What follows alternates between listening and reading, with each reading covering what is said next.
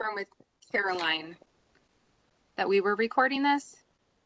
I'm sorry, Amy, what's that? Were we recording this? I believe we spoke about we were not.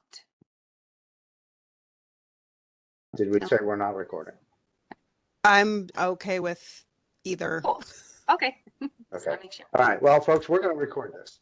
And with that, I want to just say hello to all of you and welcome you. My name is Skip Zimmerman. I am the program coordinator for disaster mental health in the Office of Mental Health here, and my office is here in Albany at the central office for OMH. I'm joined by a couple of colleagues from the Bureau of Emergency Preparedness and Response. Amy DuBose is here with us, and I think that may be it. I haven't seen others jump on at this point, but we'll make room for them if they show up. But Amy is the Western and Central New York regional team lead, and is the person who manages most of the training and a lot of the conversations with county folks in those portions of the state as well. And she has a counterpart who's on vacation right now. Latifah Williams manages the eastern part of the state and the southern part of the state as well. But it is my pleasure to welcome you all to one of our oh, we're going to have to mute folks. I'm sorry to do that. So I'm welcoming you to Operationalizing Self-Care, which is a special topics training, one of many that we offer, usually about quarterly through BEPR, through the Bureau of Emergency Preparedness and Response, for folks who are participating in the disaster mental health arena. Many of you are OMH deployees or team members, and some of you are also representing county teams that have been developed over the course of the last year or so. So we want to welcome all of you into this space, and we're really grateful for the fact that you have joined us and spent some time with us. We'll be here for about an hour till right about 4 o'clock. And it is my pleasure at this point to introduce to you Caroline Contillo, whom I think many of you probably know because she's our lead trainer. She's the one that gets in front of all of you when it's time to go through either the psychological first aid training or the fundamentals of disaster mental health practice training. She is also one of the authors on some of that curriculum. So we're really grateful to have her as a part of our team and leading us in today's conversation. One of Caroline's backgrounds is that she is also a meditation instructor and has spent a good portion of her time with us already becoming and emerging as a champion for self-care. And I just want to underscore the notion of self-care with regard to our work in disaster mental health. And that is, importantly, we would like to make self-care a cultural element to our work, all of us together. And so in supporting that, we've asked Caroline to do some thinking and lead us in some thinking around self-care and how best to implement that as a part of the culture for our teams in OMH and certainly for teams in counties as well. If you're an OMH responder, for example, we're going to ask you when you're deployed to pause every hour or two to take some time for self-care, even if it's 5 or 10 minutes. We find that to be extremely important in the deployment arena and in the chaos of those kinds of circumstances. When we are the ones who are charged with ensuring that the room is as calm as it can be, when we are the calming influence on a chaotic room and a chaotic space and people in chaos, it becomes really important for us to be our best selves in that moment. So that's really why we're underscoring this. And so today we're asking our internal champion to help lead us through a conversation about how to operationalize that self-care. So with that, I think I'll turn it over to you, Caroline. I will mute myself, but I'll be watching the chat. If people have questions, feel free to ask questions there, and I'll sort of monitor that and jump in as needed. Okay. So with Thank you that, so we'll turn it much, over to Skip. Caroline. Yeah, thank you. It's really, I'm amazed that so many people are joining us. I love that.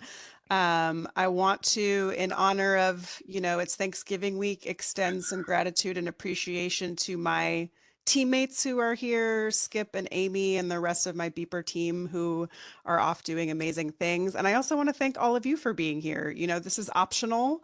And hopefully I'm going to give you something where bare minimum, this can just be some time for you to relax. If you don't, there will be times when I open it up to conversation. If you don't want to talk, please don't feel pressure. I'm going to guide us through some practices, but really, I'm just grateful to you all and appreciative that you want to take care of yourselves in this way. So thank you for being here. There's a sense that you can take what is useful from this and leave the rest, but hopefully this is going to help you go into the coming week and also any deployments that you're doing with some grounding, some gratitude, some mindfulness, and I'll guide us through all of that. First thing I want everyone to do is take a minute I call this adjusting for comfort. Do one thing that will make you more comfortable for the rest of this session. So whatever that is for you, just think, what would make me a little bit more comfortable? I'm going to adjust my chair. That's going to be one of my adjustments.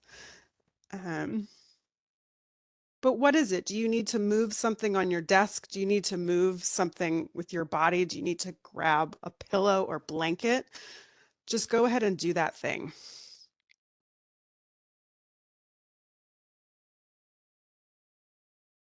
And once you've adjusted for comfort, if you've been in a training with me, which I know many of you have been, I love to see, especially, I could see all the folks from Buffalo Comps are here. I love that you joined as a team. And just appreciative of everybody else here. But if you've been in a training with me before, you know what I'm going to ask. And that is, on this particular afternoon, what kind of egg are you today? What kind of egg are you today? And if you feel like dropping that in the chat, no pressure. Just say hello to the other folks on the training. Let them know, what kind of egg are you today? I'm feeling,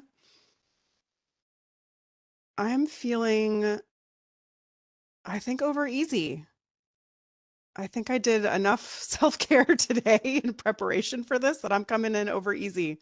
But just check in with yourself. See what you're working with today. There's no wrong answer. There's no way you have to be. Any way that you are entering into this session is all right. I'm seeing a number of scrambled and fried. I'm usually scrambled. But yeah, you're just noticing what you're working with today. And so today's session, we're calling it Operationalizing Self-Care. What does that mean? How do we actually do it? How do we operationalize? How do we make self-care doable? So I'm hopefully going to offer some ideas on that today as you guys let us know what kind of eggs you are. And as I've said in trainings, it's, you don't necessarily need to check in with yourself throughout the day about what kind of egg you are, but having some way to say, what am I working with right now?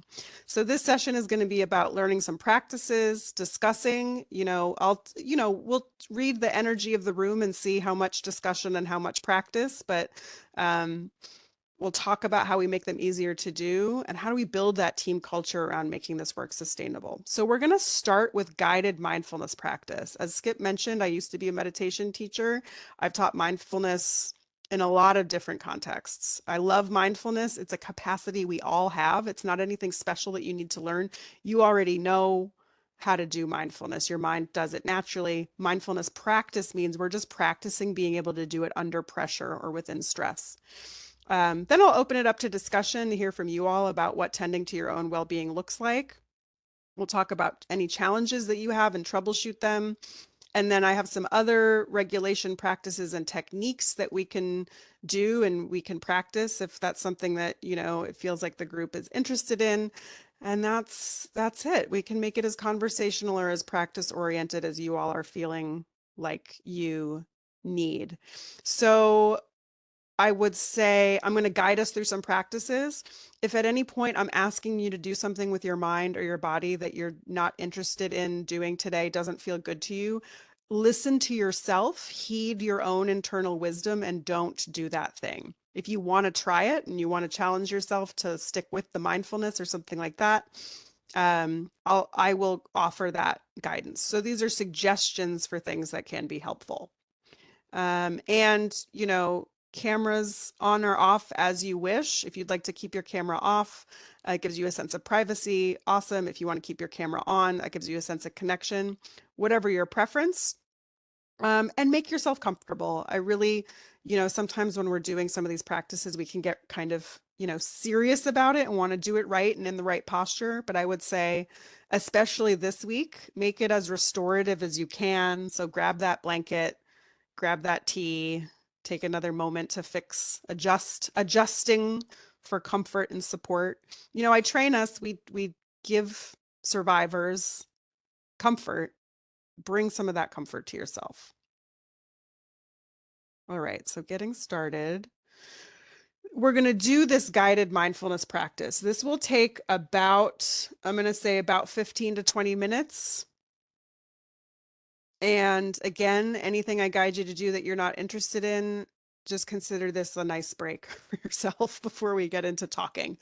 But if you are going to try it, you're just finding a comfortable seat. There's no special way to sit. Find a comfortable seat. I will say I'm a person, if I'm too comfortable, I will fall asleep. So I like a little bit of an uplifted seat, which for me means I'm not totally leaning back into the back of my chair, but whatever works for you, whatever is going to feel supportive for you today. And then you're just noticing that feeling of your body feeling supported by your chair.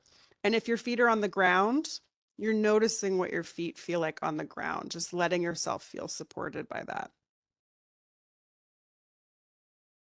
And just noticing what it feels like to be you today in the particular room that you're in. Go ahead and just give a glance around the space once you've gotten comfortable. Maybe this is a room you're in all the time and you're very familiar with it, but just giving yourself a chance to look around almost with fresh eyes, greeting the space that you're in, especially when we're on screens and computers all the time.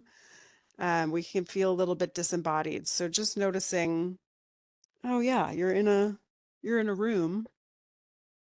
If you're noticing things you'd like to move or clean, see if you can forget about that for the next 20 minutes. And what we're going to do is, like I said, we all do mindfulness all the time. Mindfulness is our ability to notice when we've been pulled away, we've become lost in thought, we've become lost in thoughts of the future, the past. We have the ability to notice that happened and go, oh, right. And then we come back to the present. So we're just going to practice doing that, and I'm going to give some guidance. You can do that with your eyes closed or open. It's totally up to you, whatever makes you feel comfortable.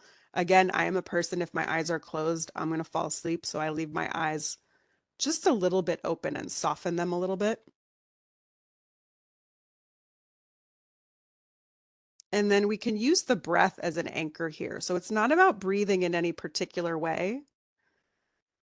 It's about just letting yourself breathe as you naturally would and noticing it. Because each new breath is always happening in the present moment. Each new breath is an invitation back into the present. So just let yourself breathe and start to bring your attention to that feeling of breathing. And then we'll do what's called, sometimes in meditation practice, this is called a body scan, where you're going to notice that you have the ability to move your attention around. So first you're going to bring your attention to your feet. And it's kind of a warm, welcoming attention. It's not like a piercing, surveillance attention. It's like how you might regard a good friend, giving them that look across the room that lets them know that you're there for comfort. You're bringing that to your feet, and you can kind of imagine that your feet could relax. Even if you can't actually make them relax, just imagine that tension could leave your feet. And then you can bring this warm, welcoming awareness up the legs. Same thing, just imagining that any tension you're holding in the legs, that you could relax that. Even just imagining it has a nice little effect on our nervous system. Sometimes it's hard to actually unclench a muscle. If you can, great. If not, you're just imagining that tension just evaporating from your legs.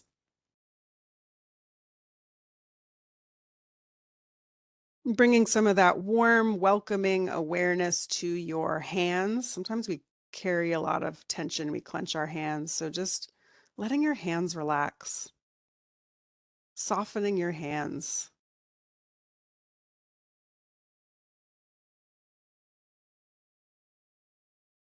And bringing that awareness up the arms, letting any tension just leave your arms.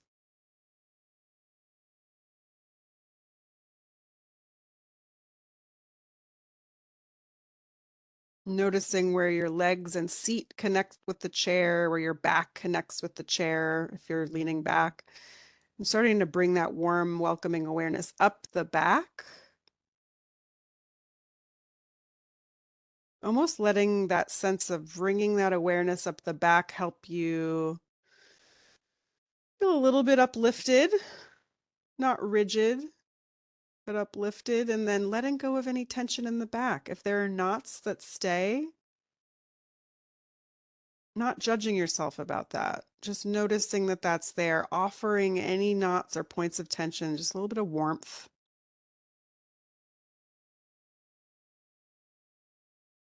And bringing that awareness to your shoulders,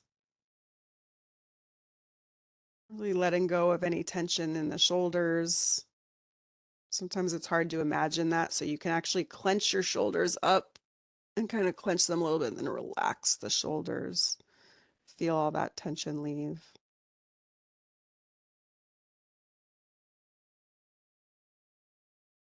And then bringing that awareness up the neck to the base of the skull, offering some of that warmth there, softening at the base of the skull.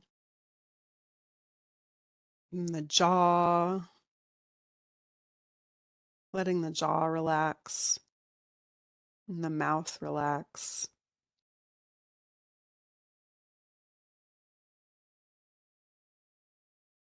Letting go of some of the tension in the face. You don't have to make any particular facial expression. You can just relax your face.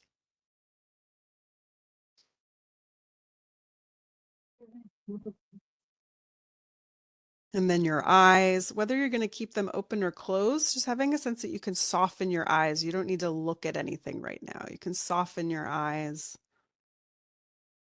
soften the muscles behind the eyes. Imagine they could relax. The muscles around the eyes.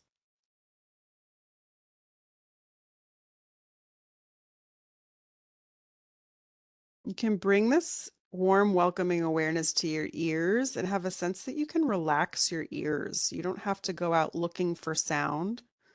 Some sounds will come to you. Some of it is my voice. Some of it might be sounds in the space that you're in. Everything is just allowed to be there, and you're going to relax your ears. And maybe take the perspective that sounds don't need to be a distraction. They can just be part of the experience. And then just expanding this warm, welcoming awareness to include your whole self. That sense that you are here in the room that you're in the seat that you're in, some of that space around you, and just letting yourself be there, not trying to make anything happen. And if you notice the body tenses up a little bit, just coming back to that sense of letting that tension go.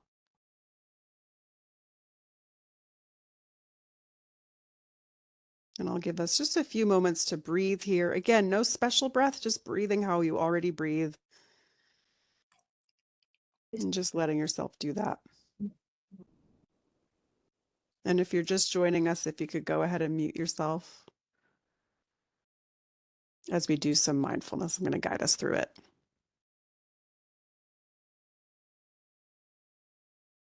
So as you notice yourself breathing, you're going to start to bring this same warm, welcoming awareness to your breath. And maybe you feel the breath in your nose or your throat, or maybe it's more of, your ribs falling, wherever you feel yourself breathing. Just start to bring that same warm, welcoming awareness to that felt sense of the breath in your body.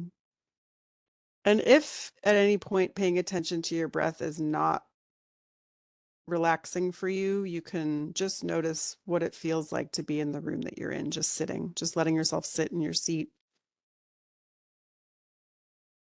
But either way, let those things be an anchor to come back, because you're going to start thinking, and that's a good thing. It's all good that we have these wonderful brains that love to think and tell us stories about the future and the past. But I'm just going to guide us to notice when that happens and come back to this feeling of the breath. So when your mind wanders, no judgment.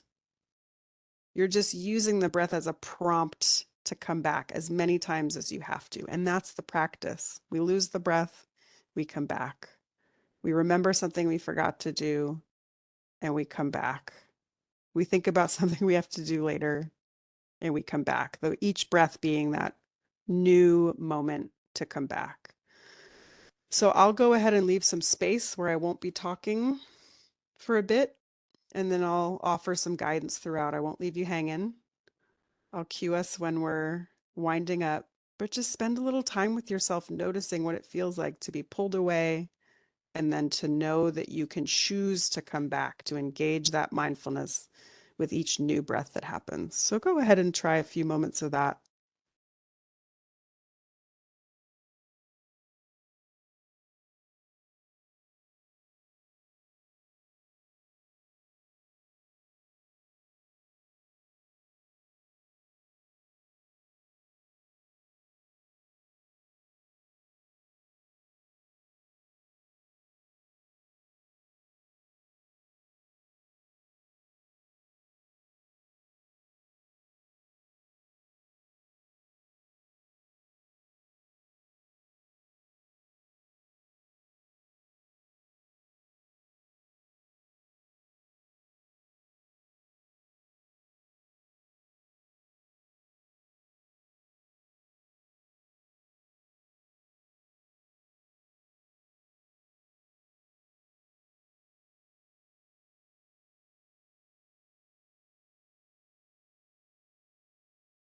And if you've already started thinking, that doesn't mean you're doing it wrong. That is part of the practice. So just noticing, you can almost label it to yourself. I was thinking, and then just come back to letting the breath bring you back to just sitting here. Seeing what that feels like.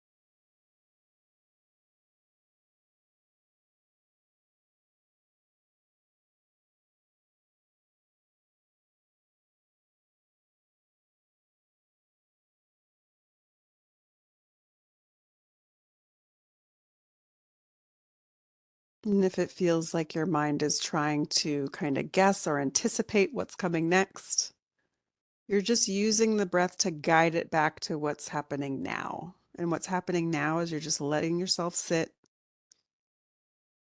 bringing some warm, welcoming awareness to your experience. The experience of just being here, nothing to do but breathe.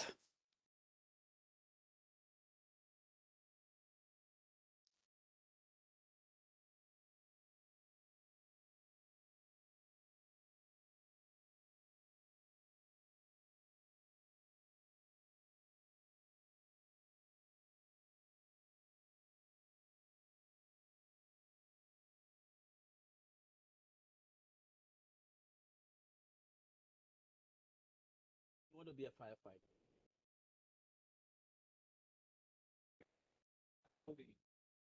Alexander, how old are you?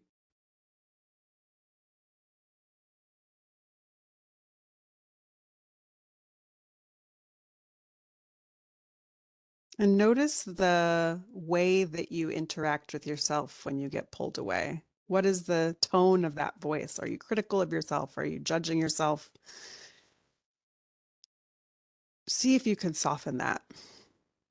You're seeing if you can treat yourself like you would treat a friend. That's part of self-care.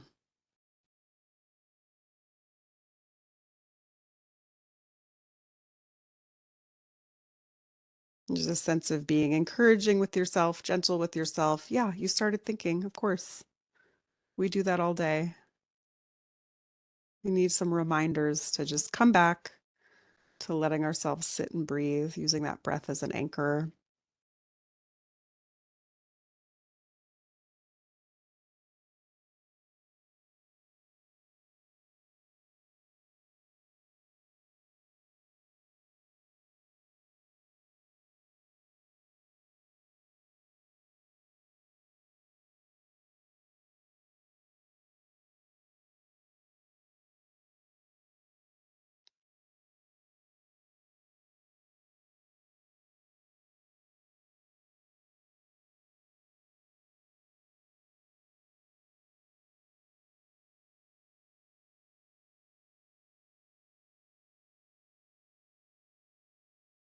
And we'll be with this practice for a few more minutes.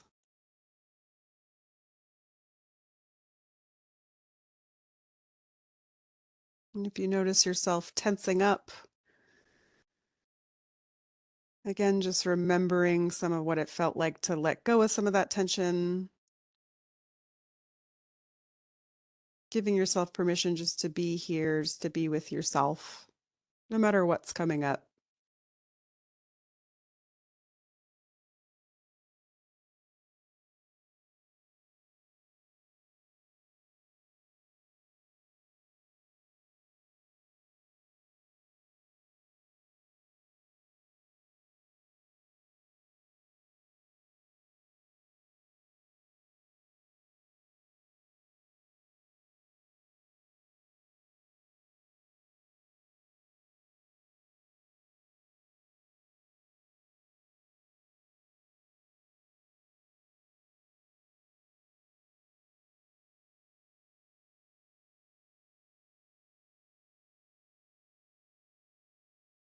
There's a sense that thoughts are not a problem.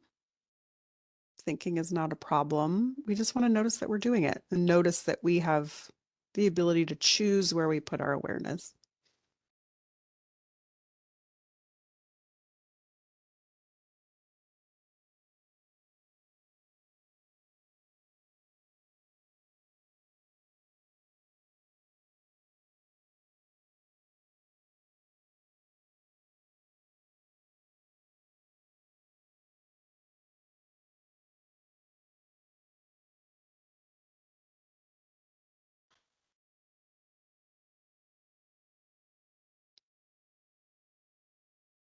So you can go ahead and let go of this practice of noticing when you get pulled away. Just give yourself a few moments to sit here, not trying to do anything, not trying to make anything happen, not trying to notice thinking or the breath.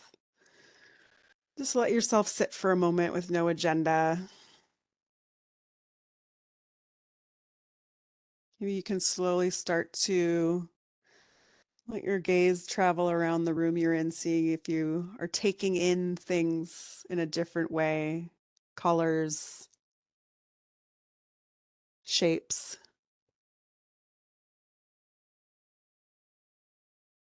Check in with yourself. Does that sense of what it feels like to be you right now, has that shifted at all? Do you feel like a different kind of egg? I'm feeling kind of like perfectly poached after doing that practice with like the perfect amount of salt and pepper. And then offer yourself some gratitude for being here, for trying that. It's not easy. We train our minds all day in thinking and doing to ask ourselves to stop doing that and pause. We need some support. We need some help practicing. And that's what the practice is about. You do that over and over again. It gets easier to notice. Oh, right. I'm actually here. So that's it. You can come back to the group if your eyes were closed.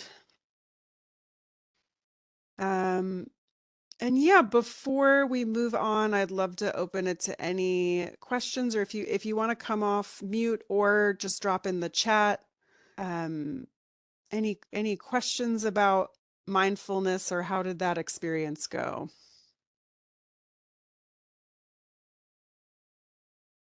Was it helpful? Was it agitating?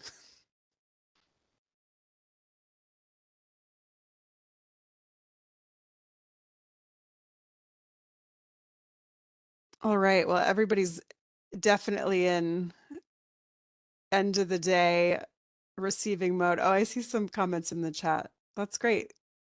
So just notice if you felt some benefit from that, that can be motivation to do it again. If you didn't, maybe some other practices will be helpful, and we'll talk about some of those.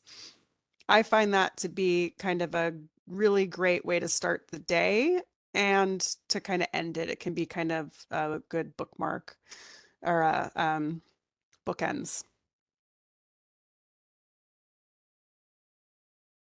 So I wanted to talk a little bit about um, self-care culture, because as Skip mentioned, we're trying to make this easy for our teams to do, right? We don't want you to have to kind of go against the grain of the team to say, okay, I'm going to be the only person to do my mindfulness practice, or I'm going to be the person who steps away to take care of myself.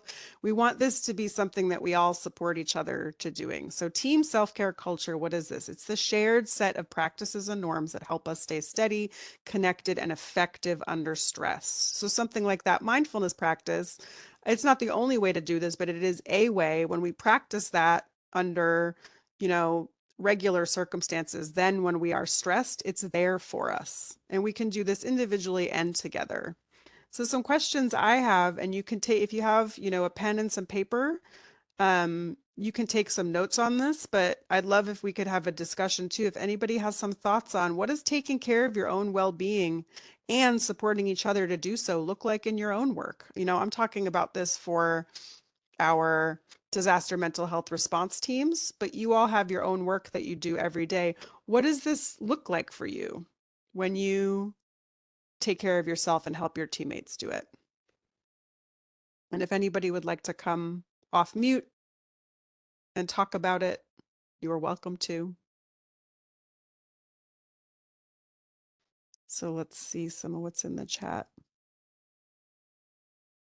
I will note that Ed Korber has mentioned Edward Charlesworth Oh, as okay. a resource for progressive relaxation and the use Oh, of yeah. visual imagery. Thanks, Ed. Yeah, thank you for offering that. I love when if we can use the chat also as a place to share tools. I love this being kind of a skill share where whatever works for you, someone might learn something from that. So, yeah, Edward Charlesworth, I will definitely look him up, but I know progressive relaxation can be really helpful. Yeah, so Deborah says like the oxygen mask dropping down in the plane, you have to take care of yourself first so you can help others. So it's a both and. We need to take care of ourselves so that we can take care of each other. And it's, we can notice if we fall kind of on one side or the other. Do I tend to put other people's needs before my own? I might want to include myself in that a little bit. And communicating with others. Heather, do you feel comfortable saying a little bit more about what you might mean by communicating with others? I'd love to hear if you feel comfortable coming off mute or dropping it in the chat. I think just taking the time, like when you're stressed about something and talking to other people or bouncing things off of one another, so you're not just holding on to it all and you're not just processing it in your head all the time, and you're kind of getting feedback from other people. Yeah, I think that's a great point. I really appreciate that. Just so that we're not the only person, thinking about something when we can let other people into our world, because some of when we get overwhelmed, what that can do is it can make us feel really alienated and it can be hard to talk about things. So just knowing how helpful that can be can make it more likely for us to do that. Yeah, really great stuff in the chat. Knowing when your cup is overfilled and seeking ways to empty your cup. I love that. That's to me, again, just having some way to check in with yourself. Learn the language your body and your mind speak when you are when the cup is overfilled. So yeah, knowing what your activities are that help you do that. I love that. Um, Yes, having a sense of humor, breathing technique 478 practice. You could do that anytime and anywhere. Yeah, these are all great. These are great tools. Another question I have is, when does self and team care tend to break down under pressure? How does pressure and how does stress tend to affect how we're able to do these things? So take a moment to consider that. And I'd love to hear about how you think about that. What is pressure and stress? What are these places where it can affect how we're able to do these things?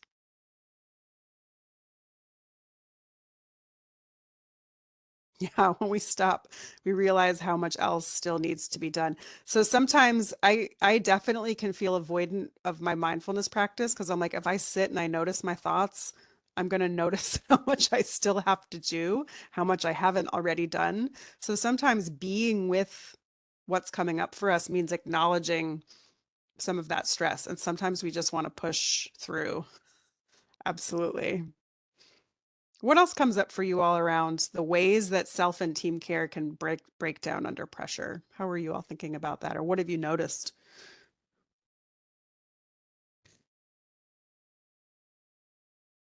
Mm, yep, taking when other people are also feeling the impact of the work and we personalize it.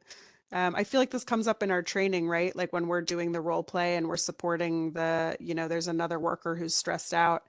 If, that person has personalized a lot of the stress in the space, um, that can really lead to that breakdown in care. Absolutely.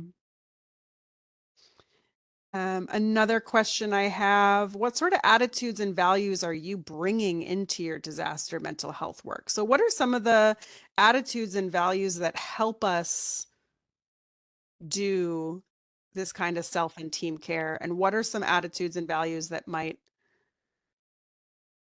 get in the way of that?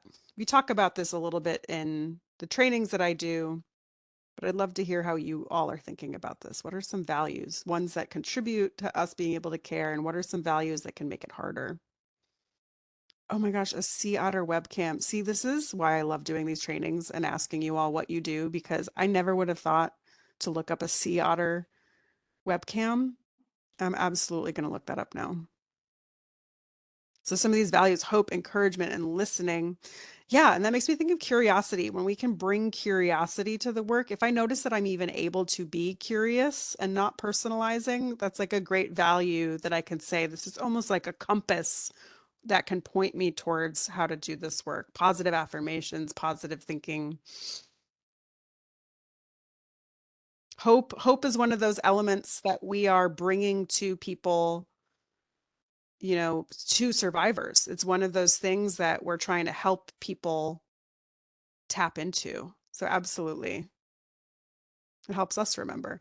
So much of what we bring to other people in doing this disaster mental health work are things that when the work is stressful for us, we can remember them for ourselves as well. This is where I really think of it as being very human to human practice doing this kind of work. Yeah, being aware and being able to manage our own emotions. And another question, what are some humility? Yeah, absolutely. Realizing we're all in this together and not taking things personally and working as a village. Yeah. And I think when we know we can lean on our team, that really helps us not take things personally and to have that humility. So, what are small ways that you can model and make team self-care culture more visible on the ground? So, how do you show your teammates that it's okay to take care of yourself? Yes, taking vacation on personal days, encouraging peers to do the same and being supportive of that. Absolutely. Taking breaks, just demonstrating that taking breaks, taking lunch, checking in with each other, asking them how they're doing. These are all great suggestions. And just showing, smiling, warm eye contact. And yeah, the encouraging taking breaks. I talk about this in the trainings a lot, but the way that if everybody's talking about self-care, but nobody actually will take the break, and so nobody's modeling it, then you're creating a situation where it's hard for people to bring that. Oh my gosh, bringing snacks. It's like a magic wand. And again, this is something we talk about, offering snacks and water to survivors, making them available for ourselves and to each other. Snacks, snacks, snacks, eat pie, especially this week. I hope everybody who is able to eat pie has access to the pie that is going to be the most nourishing and supportive for their body, but also delicious. Deep breath, stretching. Yeah. So all of these things, when we show people it's okay to do these things while doing this work, um, when we show our colleagues that it's okay, we're also showing survivors, we're modeling, we make it a culture of people taking care of themselves and each other. Pie is healing and self-care. I completely agree. Or whatever your chosen dessert is. Um, so yeah, these are all really great answers. I wasn't sure if these questions were going to work at the end of the day this week. So I'm really grateful that you all are so engaged. And I hope you're learning from each other. All right, so let's move to our next slide. Thank you all. So a bunch of really great practices have been offered in the chat if you're in there noticing. Some things I would like to mention, because some feedback I've gotten as I've been training these teams and doing some of the preparedness drills is that, people can't always step away to do self-care for various reasons, or they don't want to. I would say that can be kind of a value. Sometimes we don't want to miss the action, or we feel like we're not showing our colleagues that we're hard workers if we're not, present all the time. So I've been thinking about what are some ways to recommend that you can work some of this taking care of yourself and pausing and checking in with yourself to see how you're doing and offering yourself some care that you can practice on the ground during a deployment, even when things are potentially chaotic and stressful. And we only have 15 minutes left, so maybe I'll offer one of these practices. I teach the orienting practice. I usually lead the orienting practice in our trainings.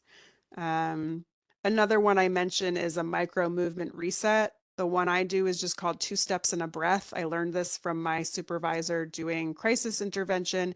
Really, it takes 2 seconds to feel your feet on the ground, 2 heavy steps. So I really feel my feet, that sense of the ground, and like a cleansing, just hard breath to reset before I move to the next thing. But maybe we'll try, we've got a few minutes. I'll go through these attitudes or perspectives first, and then maybe we can try box breathing together for people who are interested. But so attitudes or perspectives that I think are important to bring to your team disaster mental health work: sustainable effort over heroic endurance. So if you're used to in your work, wanting to play the hero and show everybody that you can endure a really hard shift and you don't need to take care of yourself, that is not going to work in this context over time. It might work to get through a couple of really hard shifts, but ultimately, if we want to make this sustainable and we want everyone in our team to have well-being, we want to think about sustainable effort. So that's why, as Skip mentioned, with our OMH teams, we're talking about mandatory breaks where you have time to do, some of these practices that we're mentioning. But how do you make this sustainable for yourself? You have to notice, somebody already mentioned in the chat, when is your cup over full and what can you do to fill your cup again and to remove some of that? So just having a perspective, remembering sustainable effort over heroic endurance. If you feel yourself pushing into that heroic endurance mode, it might be time to soften up. Groundedness is a shared resource. So when we are able to bring ourselves a sense of groundedness, whether it's through mindfulness or some of these other practices, other people on our team feel it, survivors feel it, everyone we're interacting with feels it. So that is a shared resource. It's not just us, and we can offer that to each other as well. So when we're able to show, like we just talked about with some of those small ways to model for your team that it's okay for them to take care of themselves, groundedness is a shared resource. And then just remembering the perspective that self-care isn't selfish. There may be, as much as we talk about that, it can still be so ingrained in us to feel like other people have suffered worse. It's hard for me to prioritize this because of that comparing. So stewardship over sacrifice. There's a sense that we are helping people steward some of the trauma that they've experienced. This comes from the Laura Lipsky trauma stewardship model, which I always recommend her book, Trauma Stewardship. We don't need to sacrifice ourselves to other people's well-being. That might be something that we've learned culturally in our family, in our profession, but self-care is not selfish. We want to aim towards that stewardship model. And then, okay, we've got a few minutes left. I'm sorry, can you repeat Oh. that again?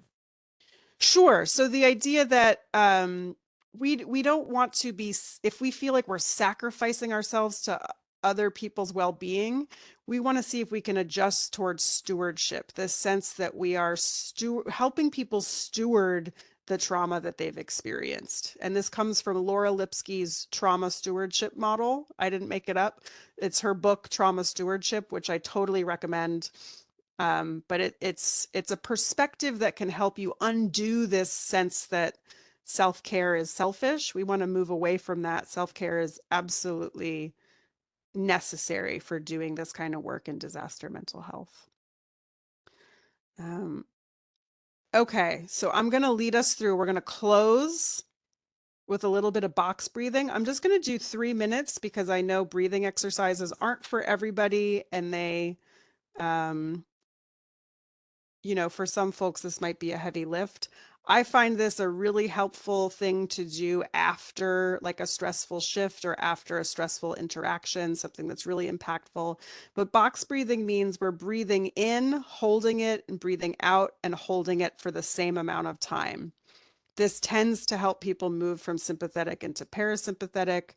I'm going to guide us through a couple minutes of, we'll do 5 seconds. So it's breathing in for 5 seconds, holding for 5 seconds, breathing out for 5 seconds, and holding for 5 seconds. So we'll do that practice together, something that you can, try this week, try on a deployment, and then we'll close, and then we'll close the session. So go ahead and find that comfortable seat, one that's a little bit uplifted so that you can breathe, but really whatever's comfortable for you. And if you don't want to do this practice right now, that's also okay. You can just take a break for a couple minutes before we close.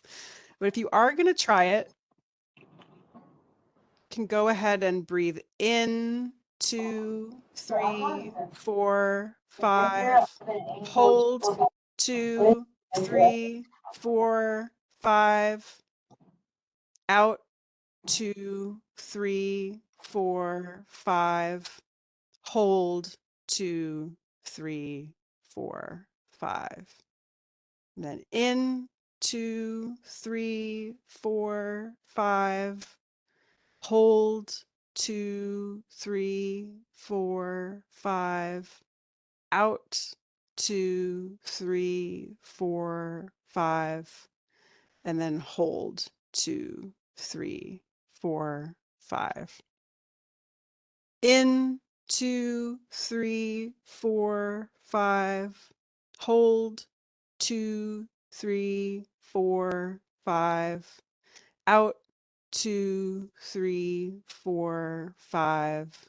And then hold, 2, 3, 4, 5. And so then just let go of that practice. Just sit for a moment and breathe how you regularly would. And notice, how has your mind changed? How has your awareness changed? Does your body feel different? And if it does, again, if you got some benefit from that, something to add to the toolkit. If not, I see some in the chat that, there's some challenges. I would say mouth breathing tends to increase energy, so it might not have the same effect, but you can, I don't think it's a bad idea. You can experiment with finding the way to breathe that works for you. There's all these practices, there's all these ways that people can guide you, but ultimately finding what works for your body. You can change your count, things like that. I recommend, I have an app on my phone that's called Box Breathing, where it will guide you through the practice, and you can change the amount of time. And if breathing through the nose is hard, there are other breath practices that you might be able to try. But thank you for trying it. I'll mention this before we close, that we are planning to start rolling out shorter half-hour self-care sessions that I will lead. So if you present to me, you're like, I would like a breath practice, but I can't do it like this and I can't do it like this, I'll do the research to find one that might be helpful, and we can introduce these at some of these future self-care sessions. But yeah, the box breathing, the app, I find really helpful.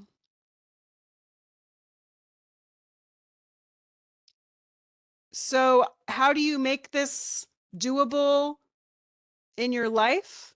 I would recommend choose one regulation tool, whether it's mindfulness, box breathing, something else you already know works for you, but you feel like you could do it more often.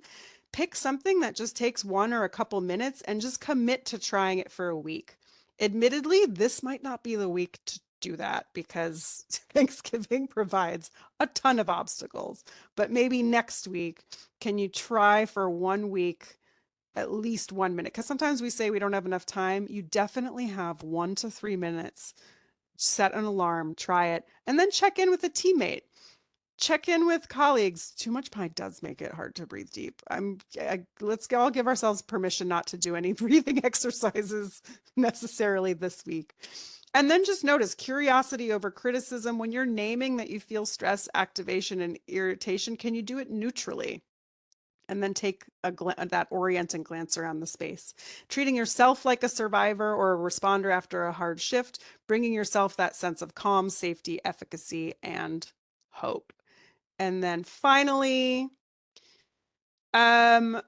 if you feel comfortable, I'd love to hear anything that you learned that feels the most doable, or you don't even need to share it. Just acknowledge for yourself. Does something that you learned in this session feel doable? Because we could all have our fantasy of what we want to happen, but what actually feels doable that you could integrate into your week? And then how do you feel like this session went? Do you feel any different? Any questions or comments that you might have? Definitely reading the chat to see what tools folks have shared with each other. And then we could take 3 breaths together to close. I think just having some way to close out this session. So let's take 1 breath, if that's accessible to you, and it doesn't need to be through the nose. If mouth is easier for you, let's do however feels comfortable for you to breathe. 1. Pausing at the end, the second one. 2, and then 1 last breath. Whew. So yeah, thank you all for attending. I think we're right at the end. We got 4 minutes. If anybody has any questions, I'll try to get to them. But yeah, very, very grateful for all of you for doing this work, for committing to taking care of other people and yourselves. And it was really great to see you all and have such an engaged chat. I really appreciate that. Aren't we lucky to have Caroline leading us through something like this, especially right before holidays and a time of the year when anxiety and other emotions can bubble up. And we're so grateful. Caroline, thank you. I know I'm feeling a lot calmer, Me and I too. think it looks like others are as well. So thank you all for joining us today. Yeah, Caroline, thank you for leading us today. And absolutely. we hope you all have wonderful, wonderful holidays. Yep. Take some time off, take some time for you, Yeah. do some self-care. Thank you all. And we'll stop recording now. All right.